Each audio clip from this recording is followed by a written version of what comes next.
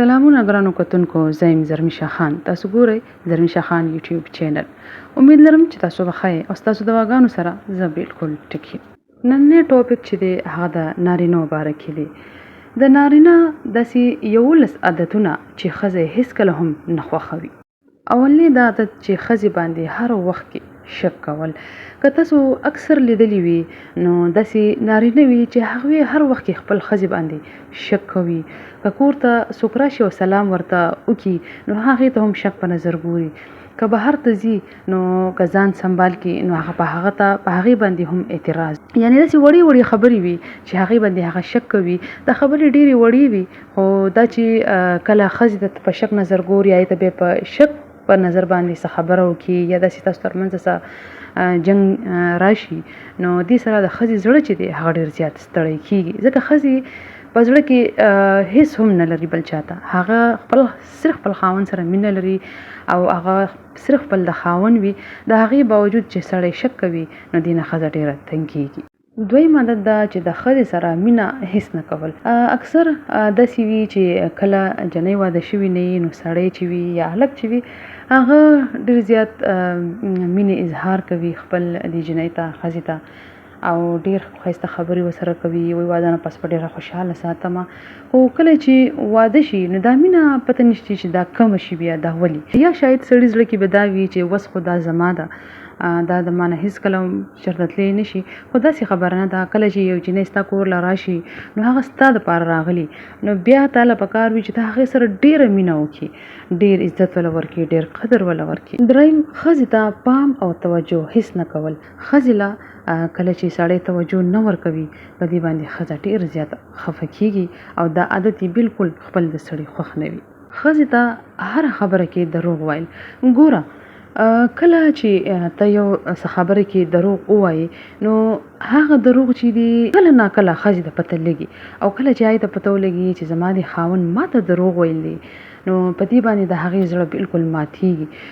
ولې چې دروغ که تا ته هم ښځه وایي نو ته هم نه خوښوي، تا ته به هم ډېره غوسه راځي. کېدای شي چې ته په ښځې باندې لاس هم اوچت کړي. نو همدغسې ښځه نه خوښوي چې د هغې سړی چې دی هغې ته دروغ وایي. کله هم چې خبره ورته کوي نو رښتونې خبرې ورته کوه. او بل ډېر بد عادت چې زه خپله ډېره زیاته خلاف یم، ښځې ته هره خبره باندې کنځل کول. اکثر داسې وي، ستاسو فیملیز کې به هم وي او زموږ خپل ځانه فیملی کې هم داسې نارینه دي چې هغه په خبره باندې ښځې ته کنځل کوي. او کنځل هم څنګه کوي چې د ټولې فیملی په مخ کې مور، پلار، خویندې ټول ناست وي، د هغوی په مخ کې کنځل کوي. نورې کورنۍ په مخ کې د خپله ښځه چې ده هغه شرمنده کړي نو دا خو ښه خبره نه ده، دا خو ډېره بده خبره ده. په دې دنیا کې یو ښځه هم نه خوښوي چې زما خاوند که په کمره کې یوازې وي یا د بهر نورې کورنۍ په مخ کې کنځل وکړي. د خپلې تېروتنې بخښنه نه غوښتل. یعنې یو څه غلطي تا نه وشي او ته ښځې زړه پرې ډېر خفه کړي او بیا ښځه دا انتظار کوي چې زما خاوند دی، زما سړی دی، زما سره مینه لري. ته چې اوس کم دا تیر وخت کې دا کار وکړو، کنځل یې وکړل، لاس یې اوچت کړو، څه هم حرکت وکړو، دی به اوس ما نه بښنه غواړي. هغه په دې انتظار کې وي او کله چې ته دې بښنه ونه غواړي او مخ دې واړې او دغه شانې سملې په دې باندې ښځې زړه چې دی هغه ډېر زیات خفه کېږي. بښنه غوښتل چې دی دا دومره سلوی خبره نه ده. زه وایم چې هر انسان نه غلطي وشي نو بښنه وغواړئ. بښنه چې کوم انسان غواړي هغه ډېر غټ ډېر لوی زړه لري. ځان پاک او صفا نه ساتل. څنګه چې ته خوښوي یو صفا سوتره ښځه چې وي، ته کله کمرې له راشي ته یو ډېره ښایسته صفا سوتره ښځه ناسته وي نو ستا پرې ډېره مینه راشي او ته هغې ته ډېر خوشحاله شي. همدغسې ښځې هم زړه دی هغې ته هم خپل خاوند بالکل صاف سوتره ښایسته کپړې اچولي، ښایسته څپلۍ به خپو کړي وي او ډېر ښایسته چې ښکاري هغه سړی خوښوي. یو عادت ده چې کله ښځه تا ته روټۍ تیاره کړي او تا باندې ښه ولګي نو صفت وکړي او که بده ولګي نو دا ورته ووایي چې نن دې ښه نه ده پخ کړې. خو اکثر داسې سړي وي چې هغه هېڅ هم نه وایي، بالکل غلي او ناسې روټۍ خوري. نو دا هم ډېر بد عادت دی چې کله یې تا له ډېر مینه سره ښځه خو هر وخت کې خپل خاوند نه ډېر په مینه محبت سره روټۍ تیاروي، تا له چې راوړي کمرې له نو که ښه در باندې ولګي نو صفت ورته وکړه او که ښه در باندې ونه لګي ډېر په آرام په قلاره ورته ووایه چې نن دې روټۍ صحیح نه ده پخ کړې او آینده چې ده لږ ځان پرې کړوه.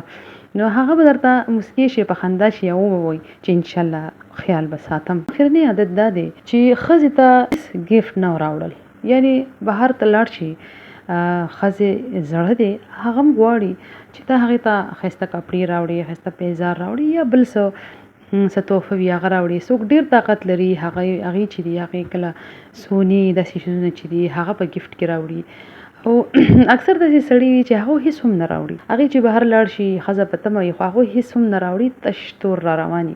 نو دې باندې هم ښځه چې ده هغه خفه کېږي.